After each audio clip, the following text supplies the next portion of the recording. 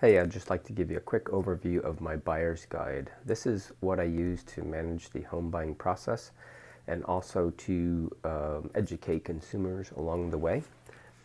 You'll see there's 8 sections: property sheets, MLS sheets, and scorecards, the buyer brokerage agreement and the agency disclosure that goes with that, the various Georgia home disclosures, information on lenders that I've worked with, different home warranties that you might be interested or that may be offered, closed attorneys, their locations and their price sheets, various home inspections that you might want done, and some miscellaneous information. So let me go just with a quick overview. This is primarily how most of my work is done. It's mostly done by referral from people who've used me in the past.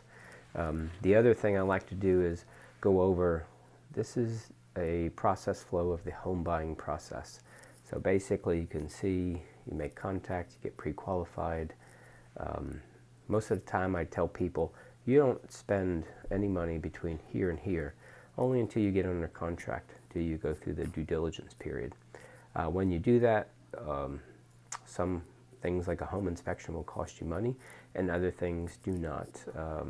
Some inspections do, some inspections don't. But this is where it's critical when you really truly make the decision if you're going to buy the house. The other thing that's very important is there are 2 dependencies to buy a house. The property has to appraise to the purchase price, and you also have to be underwritten. So the difference between pre-qualification and underwriting, the way I explain that is, pre-qualification is the lender believing that you're worth X amount of dollars to loan you for the house. Underwriting is them proving it. So preferably, I want this put up here, okay? Because when I make an offer on your behalf, you have much better guarantee of actually winning the deal. So if there's 3 offers and you're underwritten already, the other pre-qualifications may not be as strong. So here's a typical MLS sheet, has all the information on it. If we look at 5 homes today, I'll have 5 in order for you. And then on the back of the sheet, I have this scorecard.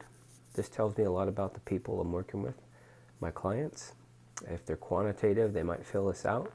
If they're qualitative, they may not fill it out or just might scratch some notes in the corner. This becomes important if we end up looking at 5 properties today, 5 next week, maybe 5 the week after, and sometimes we look at so many, we really can get lost in the amount of properties. So this really does help me keep track of the chaos. This is the disclosure on what agency is in Georgia. This is the buyer brokerage agreement. These are all the Georgia disclosures except for some really long ones that run about 40 pages.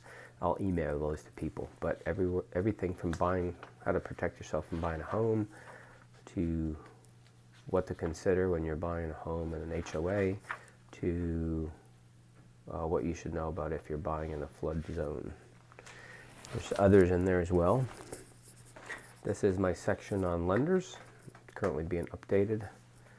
There's a couple great articles here on what to do and what not to do rather in the home buying process. Here's a estimate cost. Let me get back to the really interesting things too. So this is the home warranty information. These are the closing attorneys that I work with and their price sheets. These are home inspectors that I refer, different types of home inspections that can be done. Some information, some brochures on them, some pest control inspectors for termites and rodents.